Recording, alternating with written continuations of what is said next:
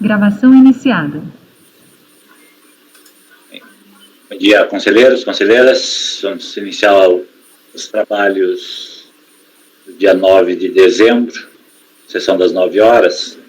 Temos vários pedidos de sustentação oral. Vamos iniciar por eles. Os patronos já se encontram aguardando na sala. Vamos iniciar pelo item 30.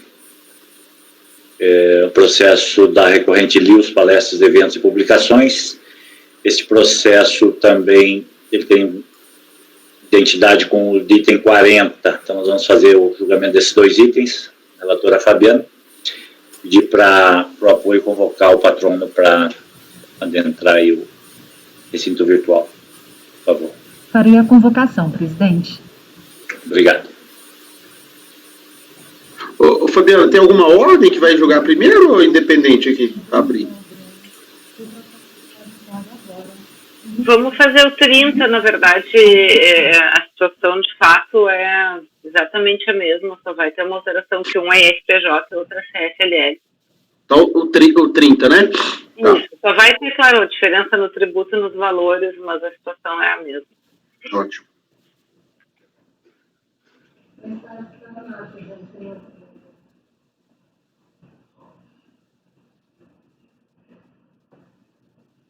Itens 30 e 40 da pauta, Dr. Daniel Bruno. Seu processo será julgado agora. Por favor, verificar a mensagem privada no chat.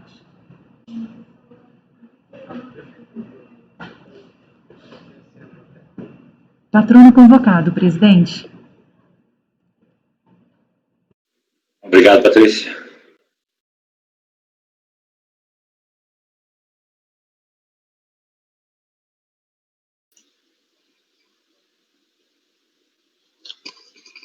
Bom dia a todos. Estão me ouvindo corretamente? Bom dia, doutor. Sim, estamos. Ok, obrigado. Bom dia, ilustres conselheiros. Posso iniciar? Não, doutor, nós vamos fazer primeiro a leitura do relatório. A relatora vai expor, né, a situação, aí depois eu abro a palavra para o senhor fazer a sustentação. Nós vamos fazer os dois juntos, tá? Ok. O 30 e o 40, né, que o senhor até mesmo solicitou e de fato a relatora confirmou que são processos idênticos, né?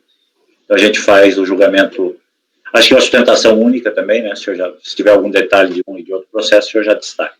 Perfeito. Tá bem? Mas vamos iniciar pelo relatório do item 30. Obrigado. Vamos lá, Fabiana. Sim. Trata-se de recurso voluntário interposto contra o acórdão 11.59.740 da 4ª turma da DRJ de Recife, que julgou improcedente a manifestação de inconformidade apresentada pela contribuinte. Conforme relatado pela instância CO, a contribuinte transmitiu o PERDECOMP no sinal 0042, relativo ao alegado crédito de pagamento a maior CSLL, referente ao período de apuração 31 de dezembro de 2013, com débito declarado. O crédito informado, no valor original na data de transmissão de R$ 33.176,20, seria decorrente de pagamento indevido relativo ao DARF de valor R$ 75.127,95, recolhido em 30 de janeiro de 2014. O despacho decisório não homologou a compensação declarada por entender que não havia crédito disponível. E aqui eu reproduzo o despacho decisório. A contribuinte apresentou manifestação de inconformidade por meio da qual esclareceu que incorreu em erro no preenchimento da DCPF, onde constou onde constou CSLL apurada e paga no valor de 75 mil, quando o correto seria 41.951,75, o que demonstraria o pagamento a maior e junta um quadro elucidativo aqui demonstrando o pagamento a maior. Que logo após o despacho decisório retificou a DCPF que o crédito utilizado em PERDECOMP no valor de R$ 33.176,20 é legítimo. Com a manifestação de inconformidade juntou documentos, a saber, BIPJ de 2014, DCPF original e retificadora, comprovante de arrecadação, PERDECOMP, bem como documentos constitutivos e de identificação. O acórdão da DRJ, por sua vez, entendeu que a retificação da DCTF deveria ter ocorrido antes da apresentação do PERDECOMP e que não foram juntados documentos capazes de comprovar o erro, como se infere. Eu vou ler só esses trechinhos porque são pequenos e esclarecem o que a gente precisa entender aqui. Deve-se observar ainda que a contribuinte apresentou o DCTF retificador após ter ciência do despacho decisório, o que ocorreu em 18 de agosto de 2014. Se a contribuinte verificou a ocorrência de erro na apuração da RPJ recolhida, deveria ter providenciado a entrega da correspondente DCTF retificadora antes de apresentar o PERDECOMP, o que não foi feito. Por outro lado, também não apresentou os livros fiscais e contábeis com os respectivos demonstrativos que viessem a demonstrar o erro dos valores informados em DCTF e que justificasse a redução do IRPJ calculado na DIPJ. Aqui é CSLL.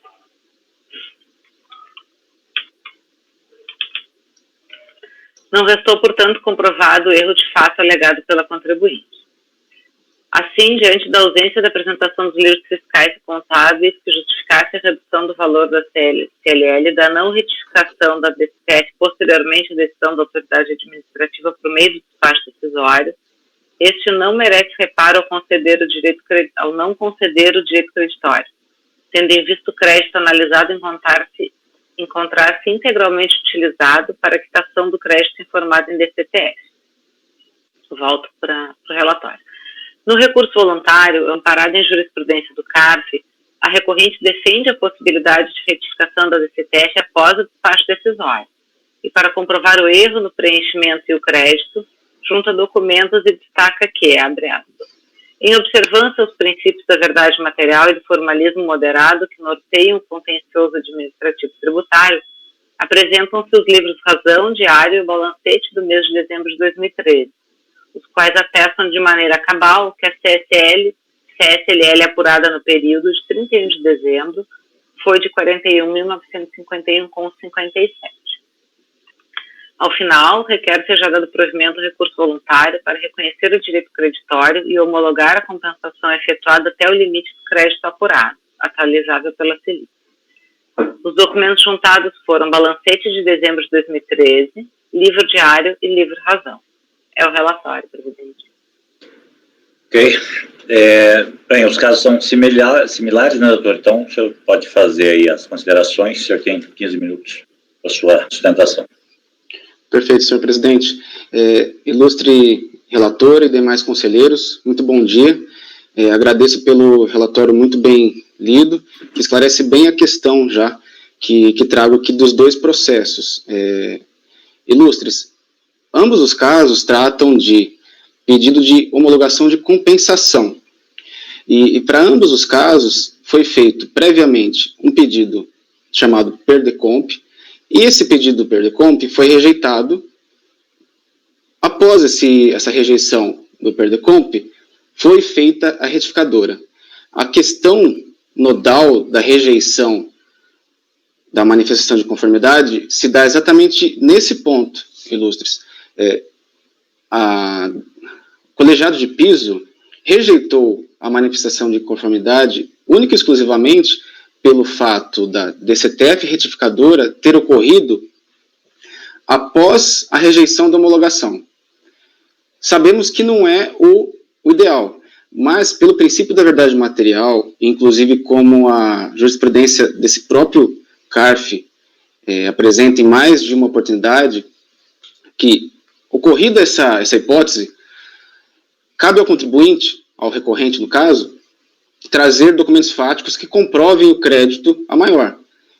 Lembrando que o crédito a maior nasce do pagamento a maior e não da necessidade de uma DCTF retificadora, que ocorreu de forma tardia. Ocorreu, mas não é um motivo para a rejeição do crédito a maior do contribuinte. Nesse ponto, eu trago que, além dos documentos contábeis estarem perfeitamente acostados aos autos, demonstrando que realmente houve erro do contribuinte em apurar tanto a CSLL, que é de um processo, e de IRPJ para o outro caso, comprovam esse erro, tanto na DCTF quanto nos documentos contábeis, e além disso, o comprovante de recolhimento, que ao ver da recorrente, ao nosso ver, atestam, deixam de forma totalmente comprovada o tributo pago maior. Com relação à CSLL, temos as folhas dos autos que comprovam comprovam o crédito maior e também do IRPJ. Reitero, a jurisprudência do CARF entende que é dever do contribuinte, nasce o ônus ao contribuinte quando faz a DCTF de forma tardia, como é o caso. Trazendo todo o conjunto fático probatório para tanto, entendemos que é necessário a reversão da decisão do colegiado de piso e o reconhecimento desse crédito apontado pelo contribuinte. Por fim, conselheiros, trago também entendimento da própria Receita Federal, que é o parecer normativo COSIT, que apresenta que a DCTF retificadora é necessária, mas independe o tempo que ela deve ser realizada. O que importa é que o crédito seja realmente a maior. E nesse caso, é comprovado por documentos contábeis, guia de recolhimento paga e a DCTF retificadora. Todos esses documentos estão nos autos e demonstram esse crédito tanto de CSLL como de RPJ, conselheiros. Por tais motivos, nós pugnamos que o nosso recurso voluntário, seja provido para reverter essa decisão do colegiado de piso. É o que se pugna. Obrigado e um bom dia. Obrigado, doutor. Então, vamos fazer aí a leitura do voto e colhemos. Vamos lá, Fabiana. Vamos lá. Então, eu admito o recurso, porque preenche os requisitos, e passo a analisar o mérito. Primeiro, eu faço um tópico sobre a possibilidade da juntada de documentos com recurso voluntário.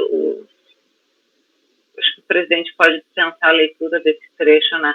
Eu faço uma ressalva aqui, inclusive em atenção ao que aconteceu especificamente no caso concreto. Os colegas sabem que eu sou favorável à juntada com o recurso voluntário, mas nesse caso é uma circunstância que reforça ainda mais essa necessidade, que foi somente com o acórdão recorrido em que a contribuinte foi instada a apresentar os livros fiscais e contábeis que ela junta agora por ocasião da interposição do recurso voluntário.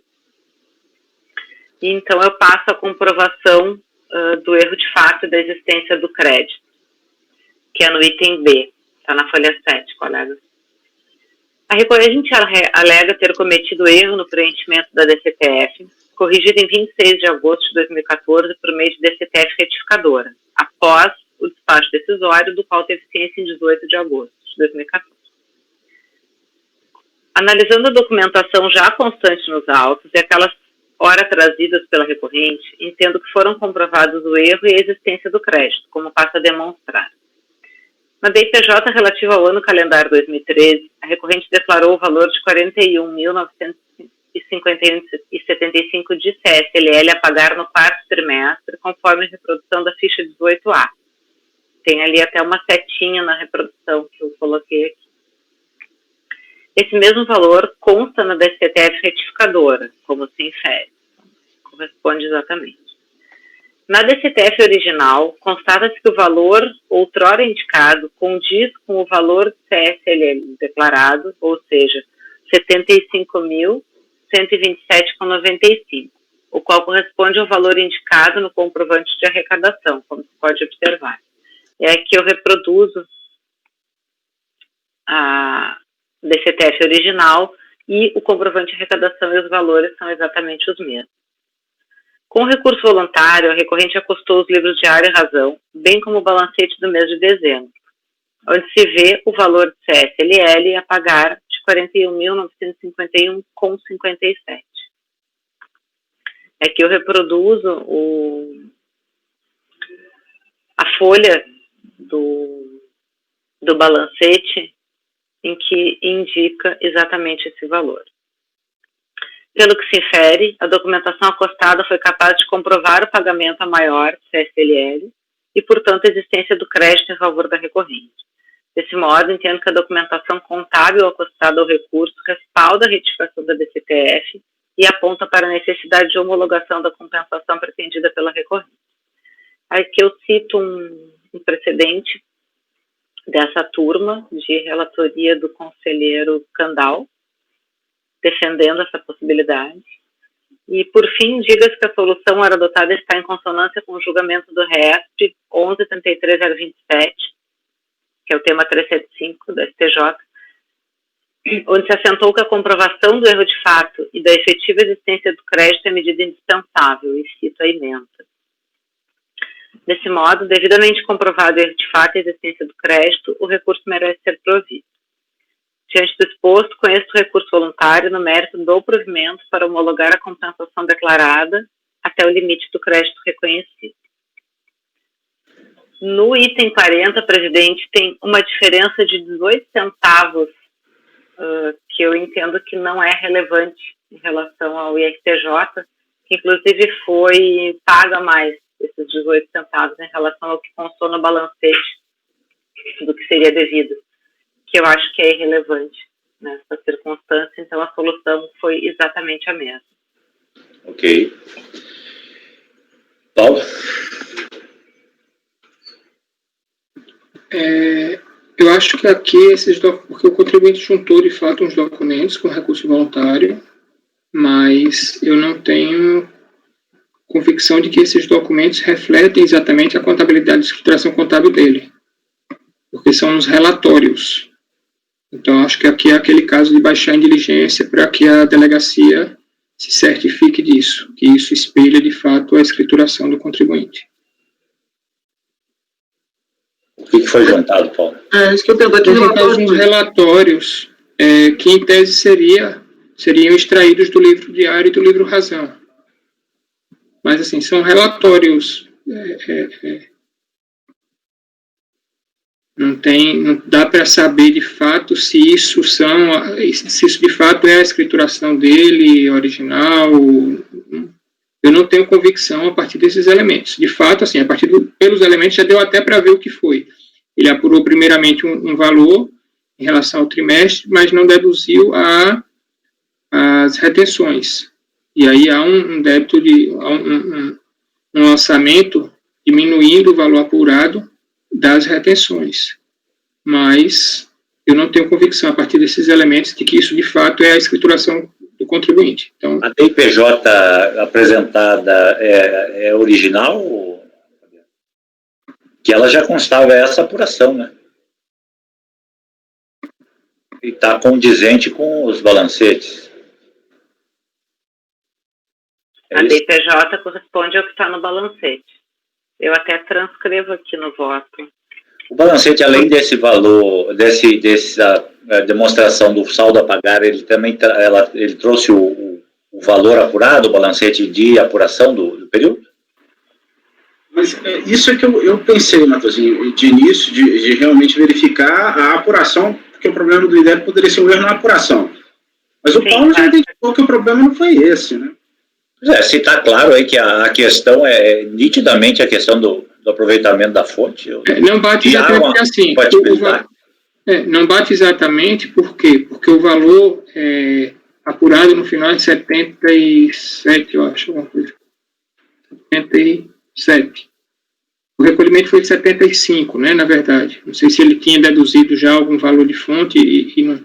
Mas, assim, a grande redução que eu vi foi esse lançamento de 35 mil a título de fonte, né? Que levaria para o patamar de 40 mil mesmo. Mas eu não sei. A DPJ é original? Ele retificou a DPJ também junto com o DCTF? Ou... Eu não sei. Porque se a DPJ exatamente, se for original, estiver refletindo exatamente esses números... A DPJ é original. É? Sim. Está na folha 30, o que eu reproduzi no voto aqui, inclusive. Aí é uma questão, assim, que em outros momentos eu já expressei, assim, eu preciso ter certeza de que esses documentos que estão no auto são a escrituração do contribuinte, de fato. E aqui, nesse caso, esses relatórios que ele juntou, eles não me conferem nenhuma segurança quanto a isso. Então, eu voto por converter em diligência para que a delegacia confira isso. Gustavo. Presidente, realmente, até pela própria da IPJ, você vê o que o Paulinho falou, né? Só que o valor da CSLL apurada aqui foi de 77.405. E aí ele chega aos 41.951, mas recolheu 75. Eu acho que seria prudente aqui, eu até acho dispensável realmente não dispensável, mas assim, eu acho que poderia superar a questão da validação desse relatório se os valores batessem. Há uma diferença de R$2.000, não é relevante, assim, não, mas eu acho que justifica, nesse caso, a conversão para confirmar, de fato, isso aqui deve ser via SPED, né? Para confirmar os dados da escrita contábil e também para confirmar a apuração da CSLL no período.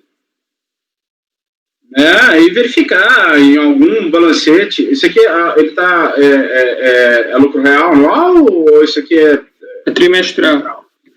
Pois é, então ele tem esse valor trimestral apurado provavelmente em balancete.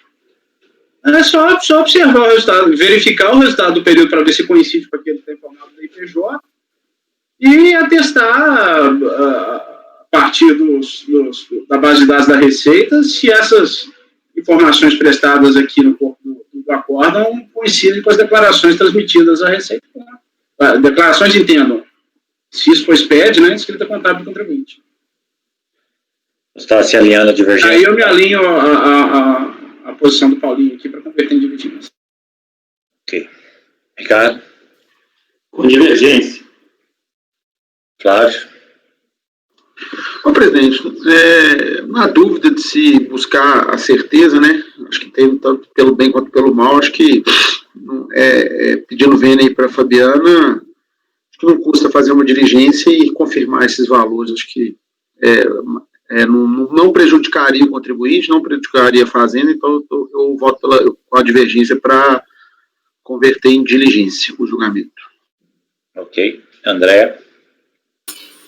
Eu também entendo que há indícios fortes, mas só aquela tela, eu li os documentos também apresentada pela Fabiana, pode realmente gerar dúvida. Teriam que ter outras coisas para poder consolidar esse entendimento. Então, eu acompanho a divergência.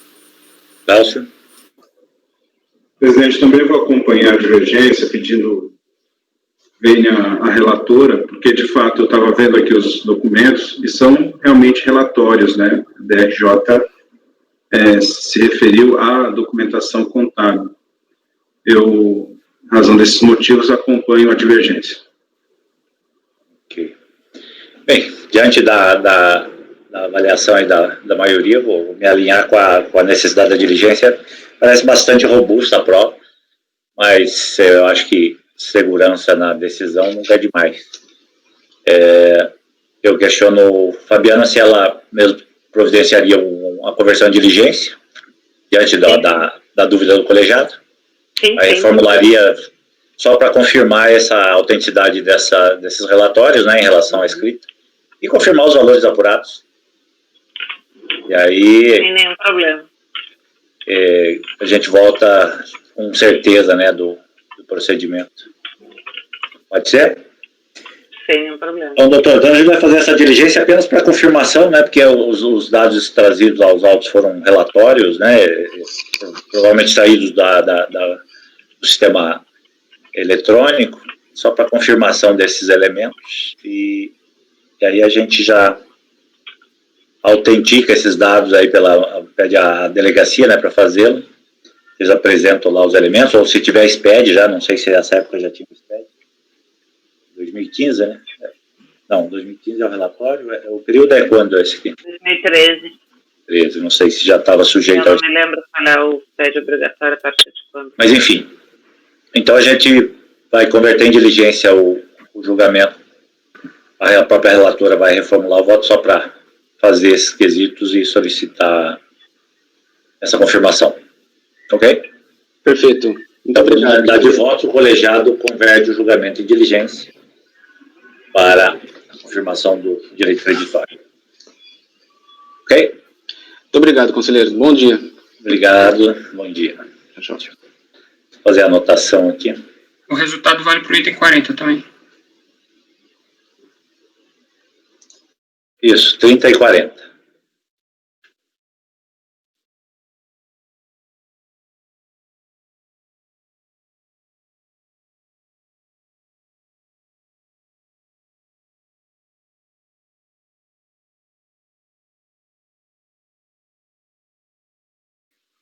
Fabiana, eu vou apresentar um voto daqui a pouquinho, em que eu tenho uma proposta de resolução também, que eu acho que pode te ajudar a fazer os quesitos, que eles são parecidos. Ótimo. Não, aqui eu aquilo que couber. Sim. A questão, então, aqui é verificar se o SPED corresponde a esses relatórios. E eu sugeriria também pedir a demonstração da apuração do resultado do período para verificar se, de fato, o valor da CSLL devida era aquele mesmo que estava refletido na DPJ.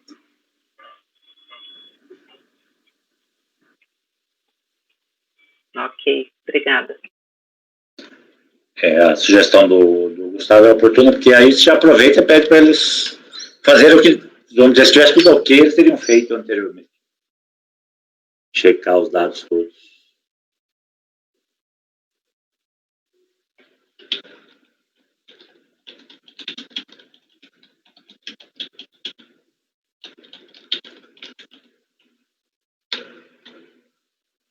Então, esse resultado de conversão em diligência reflete no item 40, conforme nós noticiamos. Ele é uma antecipação já do processo da pauta da tarde. Então, vamos adiante. Temos mais sustentação. Item 31. Cervejarias Reunidas Skol. O relator é o Flávio. Também tem um pedido de sustentação. Vou pedir, então, para o apoio para solicitar a convocação do patrono. Farei a convocação, presidente. Só um detalhe, seria o patrono doutor Antônio Augusto, mas nós recebemos aqui no CAF um novo formulário e agora será a doutora Lorena Mascarenhas. Tá, bom, a questão da procuração e dos autos vocês mesmos checam, né? A gente Sim, precisa... nós recebemos na segunda-feira. Tudo bem, eu vou anotar aqui, só não vou ter os dados dela para fazer o registro, mas alguma coisa eu solicito. Eu tenho Você tem o nome? Sim, é Lorena Mascarenhas. Certo. Bastos. OAB. OAB São Paulo, 408. Certo. 843. Ok. Então, pode convocá-la, por favor. Farei a convocação. Obrigado. Item 31 da pauta, doutora Lorena Bastos, seu processo será julgado agora. Por favor, verificar mensagem privada no chat. Item 31 da pauta, doutora Lorena... Presidente, como é que funciona isso? A questão de se ela está na procuração, se ela não está, a gente não está preocupar com isso, não? Não, aí eles, no formulário, ela tem que declarar e, se for o caso, apresentar lá. Porque eu estou até olhando a procuração aqui, mas vou ver se eu acho o nome dela, mas tem muito nome. Aqui na procuração, não achei o nome dela, não. Mas pode passar desapercebido também. Pode ser para sustentação, na hora ele fazer um conhecimento, eles têm um compromisso lá daquele, da OAB, né, até 10 dias até de compromisso. O próprio CPC autoriza, né, a juntar depois de... Mas só para saber mesmo. Eu tinha achado que a escola tinha sido integralmente incorporada. Ela existe ainda, cara? Não, é Ambev, né? Pois eu achei que ela tivesse sido integralmente incorporada pela Ambev. Eu acho que eles têm algumas unidades, algumas fábricas dessas que continuam com a razão social independente. Né?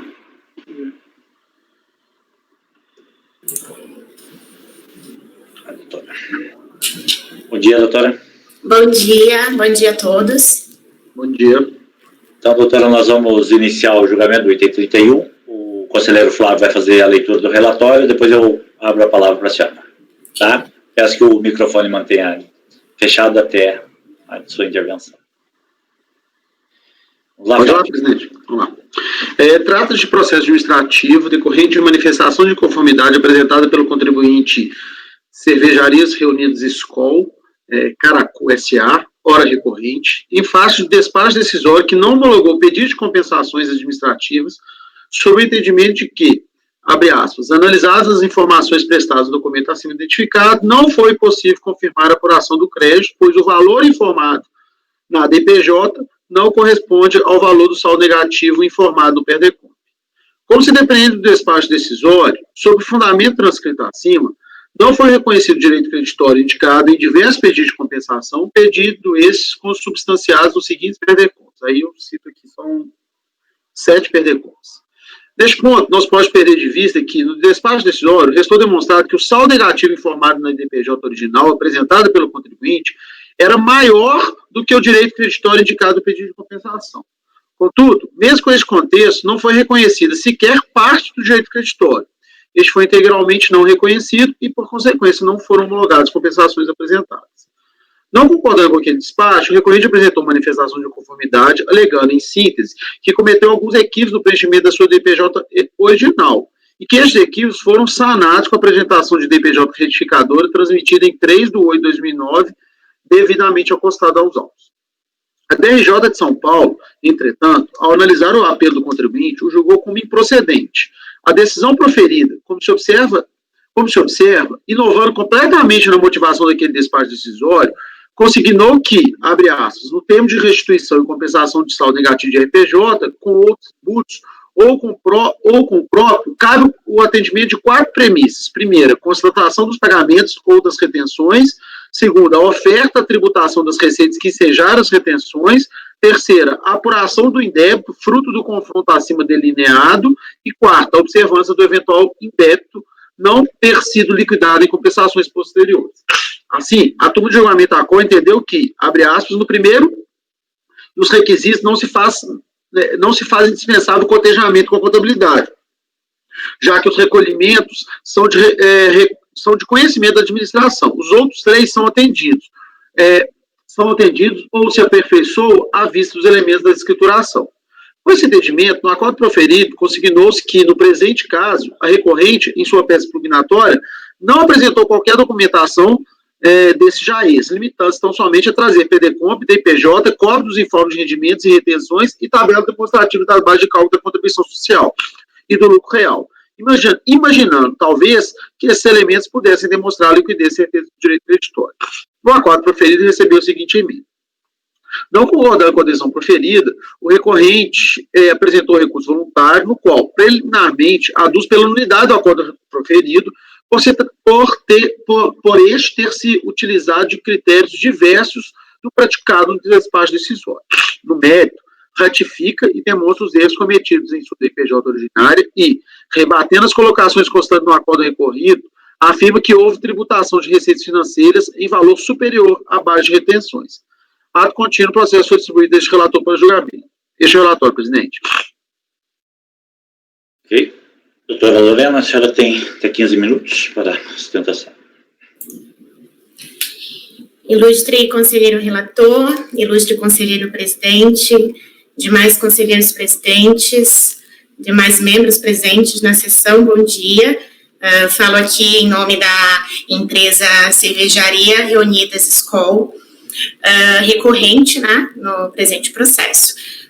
Conforme já exposto, a origem, né, o objeto do presente processo é a não homologação do pedido de compensação, cujo a origem do crédito é base negativa de IRPJ ano calendário de 2002. O despacho decisório, a fundamentação no despacho decisório foi em razão da divergência na apresentação da declaração dos valores no PERDECOMP e na DIPJ. Foi apresentado a manifestação de inconformidade, informando, né, o erro de preenchimento ali dos valores e esclarecendo que houve retificação com a apresentação da DIPJ retificadora. Apesar disso, foi proferida a decisão, o acordo, julgando improcedente a manifestação de inconformidade sob o fundamento que não houve a comprovação da tributação pelas fontes pagadoras. Em razão disso, se interpôs o presente recurso voluntário. Inicialmente, há de ser considerada a nulidade do acórdão recorrido, uma vez que houve inovação no critério de julgamento. Enquanto o despacho decisório entendeu, o fundamento foi em razão da divergência dos valores declarados, o acórdão que julgou a manifestação de inconformidade teve como fundamento a ausência de comprovação da tributação, apesar de ter considerado que houve a retenção, mas entendeu que não houve a comprovação da tributação ali pelas fontes pagadoras. E aí não oportunizou a recorrente o contraditório e a ampla defesa, uma vez que, quando foi apresentada a manifestação de inconformidade, foi demonstrado ali que, conforme a fundamentação do despacho decisório, em razão da divergência dos valores, foi comprovado que houve retificação. E quanto ao despacho, ao fundamento do acórdão recorrido, não foi oportunizado a juntada de provas, né, e a juntada dos documentos contábeis, conforme requerido, informado nos fundamentos do acórdão recorrido. Então, há de ser considerada a nulidade da decisão diante da inovação do critério de julgamento, devendo retornar o processo para novo julgamento da manifestação de inconformidade com a consequente homologação do pedido de compensação. Caso assim não entenda os julgadores como procedente o pedido, este item, e a fim de rebater todos os pontos dos fundamentos do acórdão, é possível identificar nos documentos, aqui já tratando do mérito, é preciso identificar nos documentos ali que constam nos autos os requisitos para a validação do crédito. Porque quanto à divergência dos valores, já houve ali a retificação, informada a retificação através da DIPJ retificadora, informada a razão da divergência ali do erro de preenchimento na declaração. A2, porque a retenção restou comprovada, inclusive isso foi reconhecido no acórdão recorrido. E o terceiro ponto, quanto à tributação. Os documentos que constam no processo, a DIPJ, ficha 43, comprovam a tributação, e os documentos também, os comprovantes de rendimentos das empresas pagadoras, constam também que houve a tributação. Os documentos estão das folhas 71 a 88.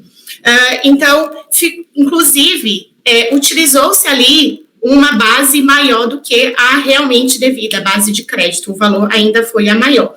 Então, diante do exposto, requer a nulidade do acórdão recorrido, diante da inovação do critério de julgamento, não oportunizando a recorrente a juntada das provas, se assim não entenderem pela homologação do pedido de compensação, uma vez que ficou demonstrado e comprovado o crédito, a comprovação do crédito da recorrente. E caso assim ainda não entendam os julgadores, que os autos baixem em diligência para que seja oportunizado a juntada dos documentos, né, dos documentos contábeis, se assim entenderem, para a comprovação que houve a tributação ali na base, né, do crédito. Pede deferimento. Ok, doutora. Obrigado. Flávio, vamos ao voto? Vamos.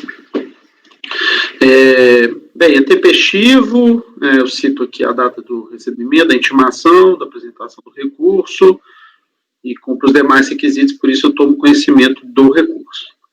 Bem, pessoal, essa discussão aqui já é conhecida da turma, é aquele velho caso do despacho decisório, em que a DIPJ tem um saldo negativo maior do que pleiteado pelo contribuinte. E aí fala-se que não tem direito creditório, nem sequer se defere parte daquele direito creditório, não faz nenhum tipo de crítica. Não bateu ali no centavo, e nesse caso aqui, repito, o valor que ele pede é menor do que ele indica em DPJ. Então, eu estou propondo aqui, doutora, em tese todos os pedidos, eu estou propondo, na verdade, de ofício a nulidade do despacho decisório para uma nova análise. Eu já até tenho esse voto, presidente, eu queria só ressaltar alguns pontos aqui, dos dois primeiros parágrafos, no seguinte sentido. O despacho decisório proferido pela autoridade analisou o direito creditório invocado em 7 pedidos de compensação transmitidos pelo contribuinte, pedidos destes devidamente listados no relatório acima. Contudo, quando se verifica a motivação daquele despacho, o que se percebe é que houve a afirmação de que o valor do saldo negativo informado na PRD Conta no merital, que é a perder com demonstrativo de crédito, como consta no próprio despacho, era de R$ 92.107,42, enquanto o valor do saldo negativo constando em DPJ era de R$ 114.166. Entretanto, a diferença dos valores do saldo negativo, DPJ versus PERDECOMP, não pode ser óbice para o deferimento do direito creditório, até mesmo porque, em caso, a diferença entre o suposto crédito pleiteado e o que restou confirmado em DPJ transmitido pelo contribuinte era menor. Ou seja, o fato de o contribuinte ter solicitado, teoricamente, um saldo negativo a menor do que o declarado, não pode ser impeditivo para o reconhecimento do seu direito creditório. Fica evidente, assim, que falta àquela decisão administrativa motivação, o que a torna nula. Inclusive, essa situação não é nova e já foi enfrentada em outras oportunidades pelo colegiado. Aí eu cito aquele precedente até da Maria Lúcia, 1302-003595, dessa questão da motivação. Trago a questão do artigo 59 do decreto 7235, que trata da nulidade. E continuo. O prejuízo na defesa do contribuinte fica evidente quando se analisa a decisão proferida pela DRJ. Que, ao criticar os documentos apresentados pelo recorrente, junto com a manifestação de conformidade, chega a afirmar que o contribuinte poderia ter imaginado, talvez, que esses elementos pudessem demonstrar a liquidez e certeza do direito creditório. Não se pode deixar de consignar que, ao trazer novos requisitos para o não reconhecimento do direito creditório invocado pelo recorrente, pode o acordo proferido pela DRJ ter incorrido em nulidade, como aduzido pelo recorrente em seu apelo. De toda forma, independentemente de eventual nulidade do acordo recorrido, deve-se reconhecer de ofício a nulidade do despacho decisório. Por todo exposto, dá-se provimento parcial ao recurso voluntário para anular o despacho decisório de folha tal, devendo os autos serem devolvidos para a unidade de domicílio do contribuinte para que seja proferida nova decisão na devida forma, inclusive considerando o DPJ retificador apresentado pelo recorrente. É como eu voto, presidente. Ok. Então, o conselheiro Flávio está propondo a nulidade do despacho decisório, que é apoiado aí num precedente anterior dessa turma. Paulo. Com o relator. Gustavo. Com o relator. Ricardo. Relator. Andréia. Com o relator, presidente. Cláudio. Também acompanho o relator, presidente. Fabiana. Também acompanho. Me acompanha, então, por unanimidade de votos.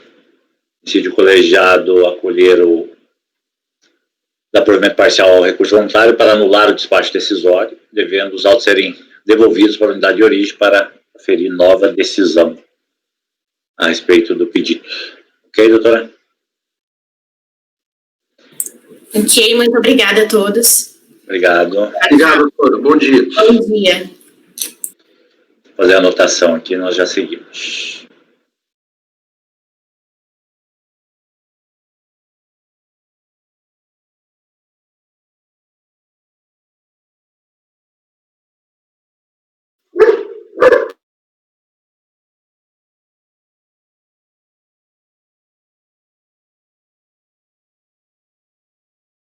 Próximo é o 38, que tem sustentação. Está sem som, Matosinho. Isso, tem mais uma sustentação, 38. Mas eu já vou chamar. Só um pouquinho. É só acompanhamento, né, na verdade?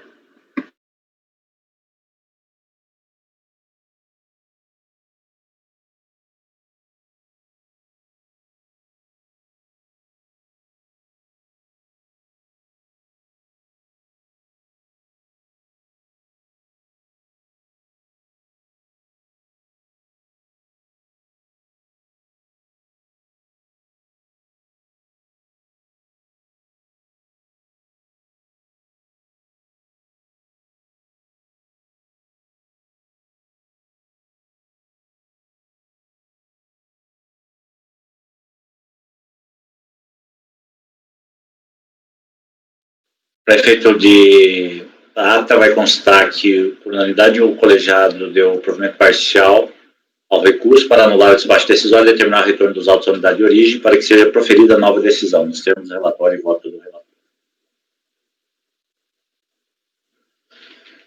Então vamos fazer o último aqui. O Paulo alertou que é só acompanhamento, né?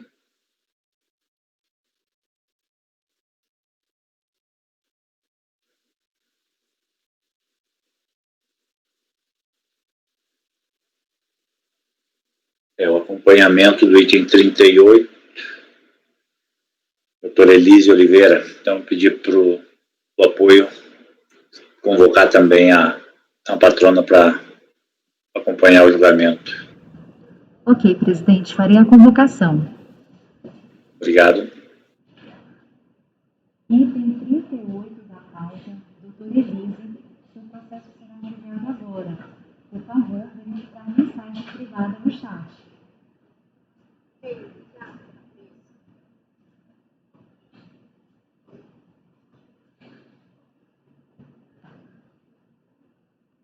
Patrona convocada, presidente. Obrigado, Patrícia.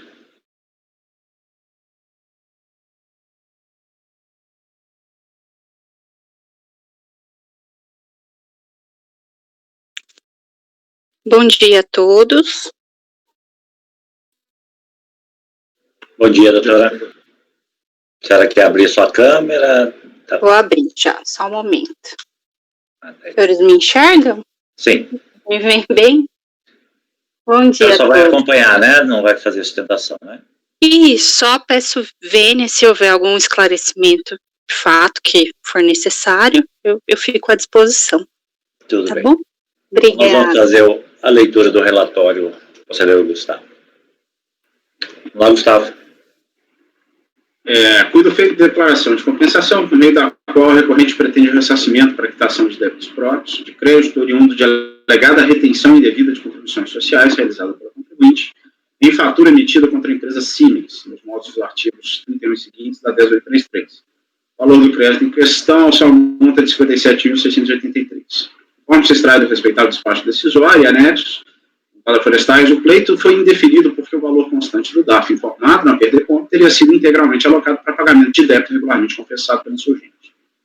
Em sua manifestação de inconformidade, a interessada afirmou que já foi adiantado acima, esclarecendo, pois, que a origem do crédito estaria numa retenção equivocadamente realizada por ela e que teria, antes tal constatação, promovido a retificação do seu DCTF.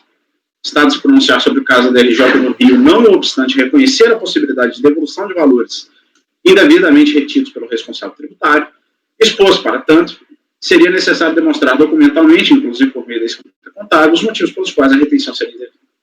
Mais disso, afirmou-se imperioso demonstrar que o valor cuja repetição se pretende não tenha sido objeto de efetiva retenção, ou, caso assim tenha ocorrido, e tenha sido devolvido ao beneficiário do pagamento. Uma vez que a empresa não trouxe qualquer elemento para dar lastro sobre a retenção, decidiu por julgar improcedente de manifestação de conformidade.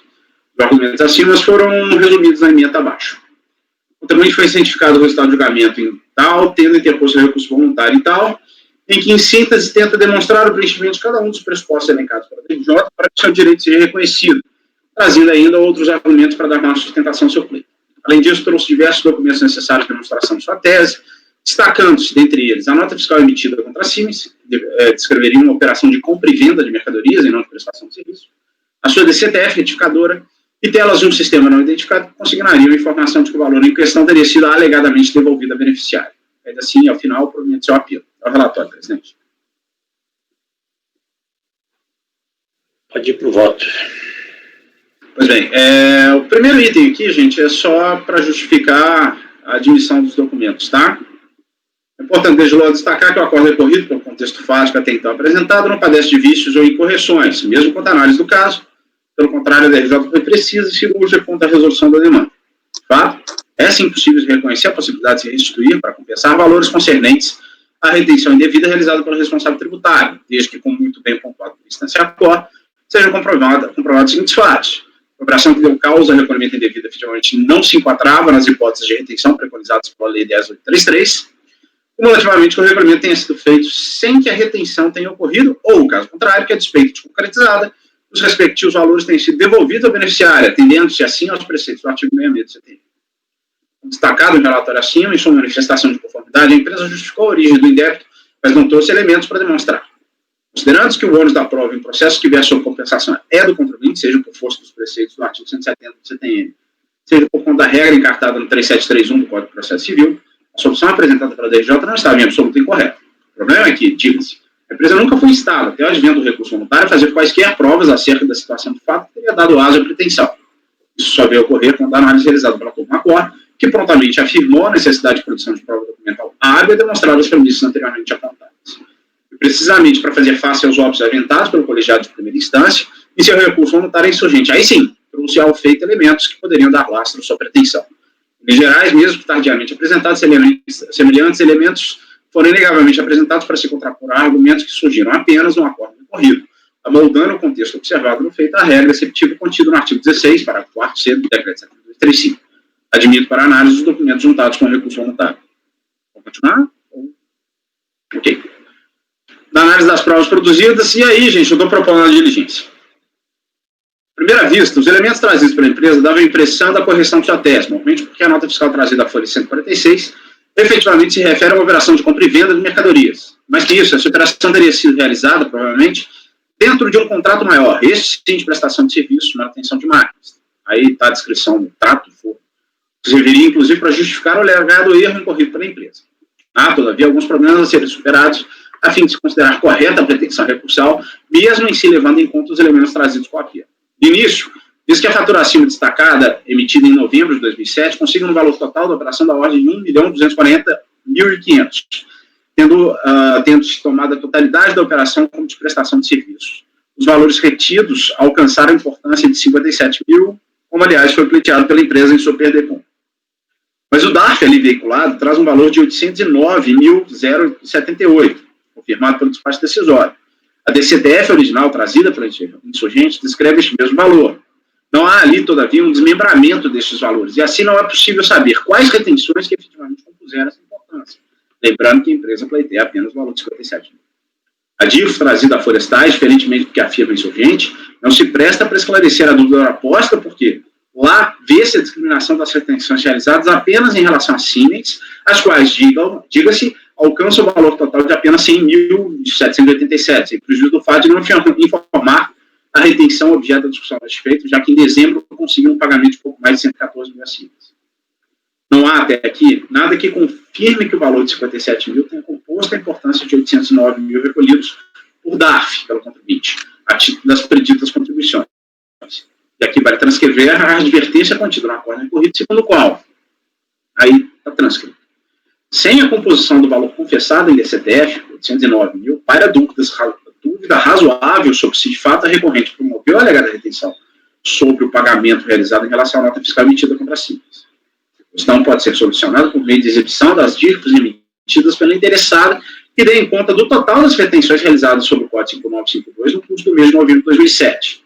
E destaque-se, o relator não vê óbvio a conversão de diligência para solucionar esse problema. Foi feito as declarações se encontram na base de dados informatizados da Receita, não importando, assim, em produção de provas em favor da insurgente, mas isso sim, em análise de elementos que já deveriam constar dos autos desde a aprovação do despacho decisório.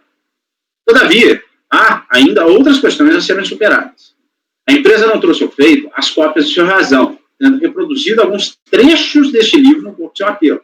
A priori, o que se vê pelas características do documento reproduzido dentro do recurso, é possível presumir que a interessada já se utilizava à época dos arquivos destinados ao expediente contábil. Essa informação, portanto, poderia ser confirmada também por meio de diligência, já que os dados lá consignados dariam conta de que a Gerdau teria efetuado a retenção da Siemens, atente-se em particular para as telas reproduzidas da folha 84, que se vê o registro de um pagamento líquido realizado no importe de R$ 1.182.000 relativo à nota fiscal de número 418. Novamente, não se estaria diante de uma reinstrução probatória, mas tão só da confirmação de dados pertinentes a arquivos eletrônicos que já se encontram no sistema da Receita Federal. E notem que, se superados os dois problemas acima, a primeira premissa levantada no tópico anterior restaria claramente atendida, enquanto a segunda premissa restaria em parte superada. E aí depara-se com o terceiro e derradeiro problema. Com efeito, a insurgente afirma que restituiu o valor de 57 mil a Siemens. E isso está refletido nos registros contábeis reproduzidos no corpo das razões de inconformismo a Florestais, lançamento da débito da conta e tal. É sabido e consabido, todavia, que a escrituração contábil faz prova a favor do contribuinte se e somente se lastreado em elementos hábeis e idôneos a dar credibilidade aos aludidos lançamentos. Era o que dizia à época o artigo 923 do Regulamento do Imposto de Renda, aprovado pelo então vigente Decreto 3.000. Tá aí. E assim, Para atender aos ditames do artigo acima reproduzido, a recorrente trouxe os elementos juntados às florestais, que a toda evidência são insuficientes para comprovar que os valores atinentes às ditas contribuições foram concretamente devolvidos à Siemens. O que se tem ali, frisa-se, é, primeiramente, o extrato do razão já mencionado ali. A segunda tela, por sua vez, teria sido retirada de um sistema não identificado, provavelmente um sistema informatizado interno, utilizado pela própria contribuinte, que apenas confirma o registro de um valor de 57 mil em conta contábil e controlaria as operações realizadas com a Siemens. A efetiva transferência desse recurso à citada empresa não é uma análise rasa comprovada pela empresa, pela contribuinte.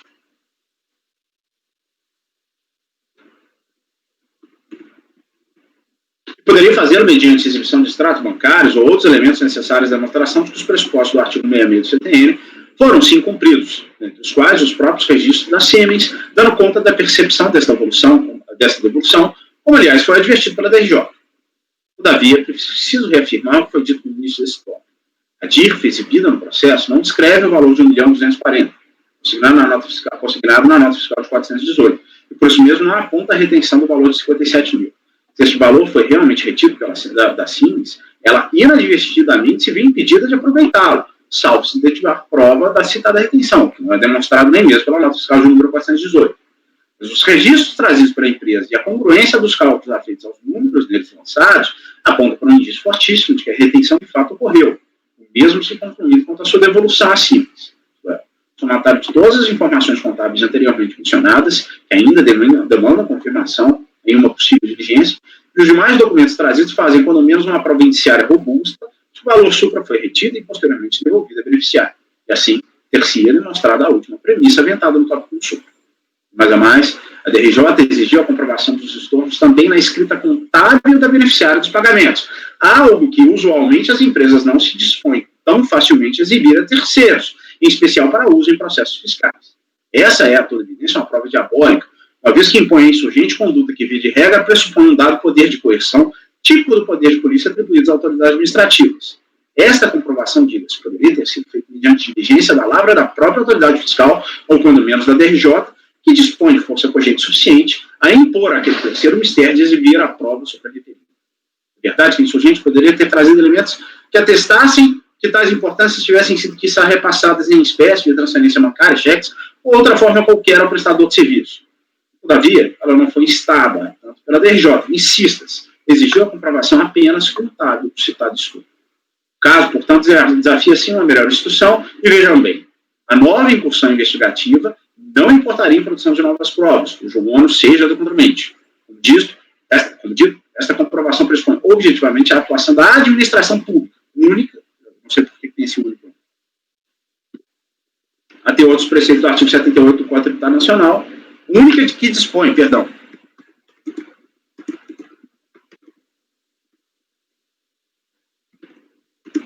até outros preceitos do artigo 78 do CTN, poder de polícia necessário e suficiente a impor ao atendimento do terceiro a requisições contra a exibição dos elementos de sua escrita contábil.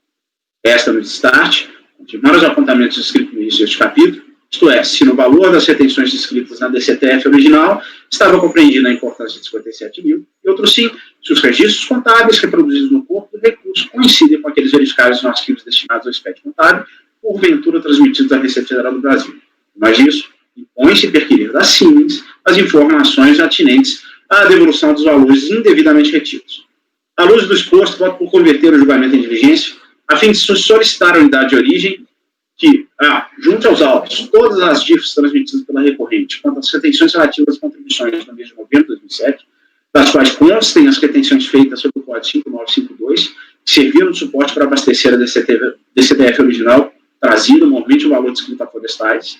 B. Confirme se a empresa efetivamente transmitiu os arquivos atinentes ao expediente contábil, razão do período em exame, novembro de 2007, e, em caso afirmativo, se as informações deles Presidente, Flávio caiu. Continua ou espera ele voltar? Para terminar a conclusão do voto, acho que ele tem disponível, a gente já verifica na hora da votação. Pode terminar a votação, a exposição. Confirme se a empresa efetivamente transmitiu os arquivos atinentes ao expediente, período em exame, e, em caso afirmativo, se as informações deles constantes coincidem com aquelas reproduzidas no corpo do recurso voluntário, florestais.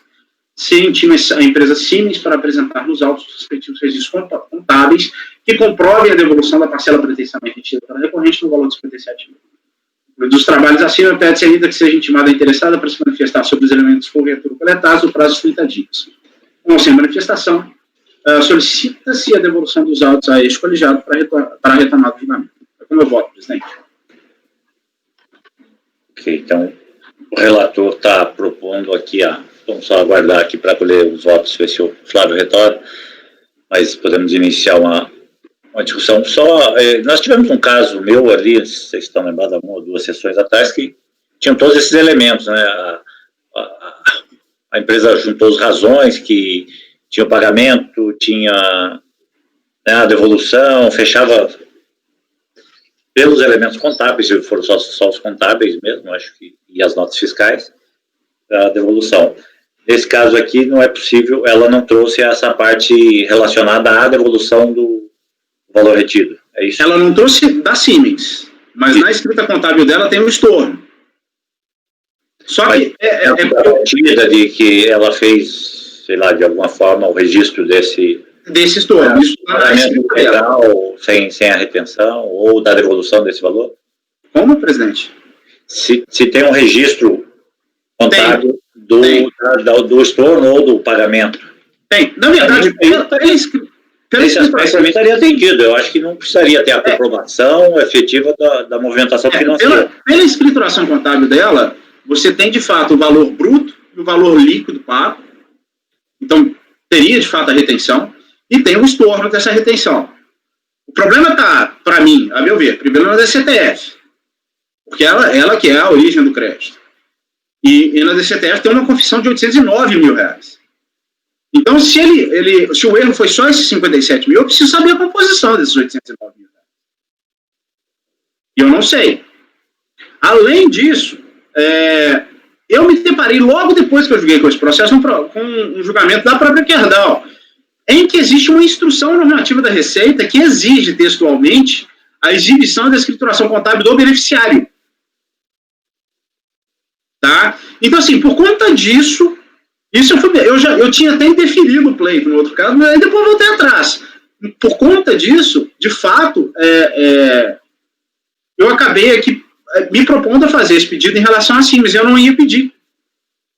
Não constava essa linha C aqui. Eu não ia pedir.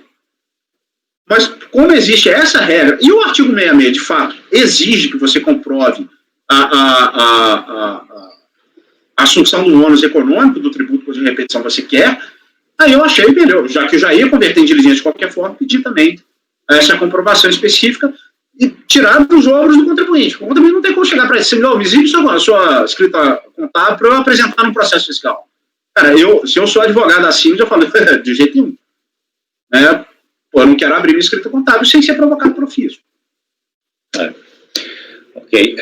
O conselheiro Flávio mandou uma notícia aqui no grupo, dizendo que tem um problema lá com a conexão do condomínio. Nós vamos concluir o julgamento e registrar a ausência momentânea do conselheiro. Ele não vai participar da decisão aqui.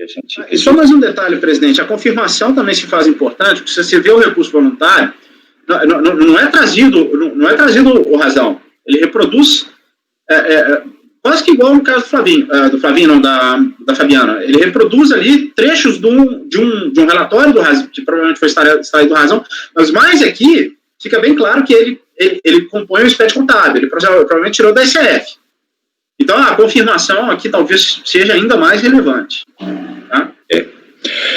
Algum questionamento para o patrono, para o relator? Então, vamos lá. Paulo? Com o relator. Ricardo? Com o relator. Flávio não está. Andréia? Com o relator, presidente. Cláudio? Também acompanho o relator, presidente. Fabiana? Também acompanho. E eu verifiquei aqui que a gente tinha ficado na dúvida. O SPED foi a partir do ano calendário 2014, obrigatório. 14. Isso. Mas ele foi obrigatório, mas ele já existia antes. Mas já existia. Sim, como obrigatoriedade de transmitir o arquivo digital foi a partir do ano calendário 2014. Eu também vou acompanhar, então, por unanimidade de votos, converter o julgamento em diligência nos termos do relatório e voto do relator. Certo, doutora? Tá certo, obrigada. E desejo a todos, antecipadamente, boas festas. Que a gente possa se encontrar novamente o ano que vem. Se Deus quiser. Obrigado. Obrigado, doutor. Tchau também. Tchau. Só fazer o registro aqui.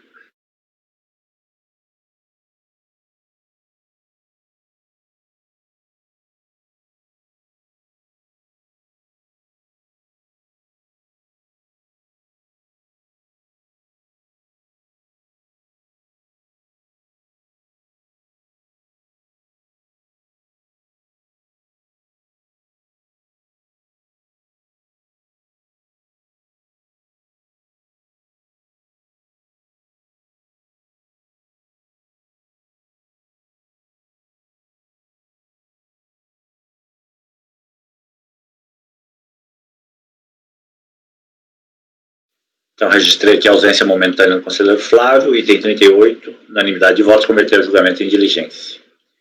Vamos fazer um intervalinho, de repente, nesse ínter, o Flávio retorna, fazer uns 10 minutos de intervalo. Pedir para interromper, então, a gravação.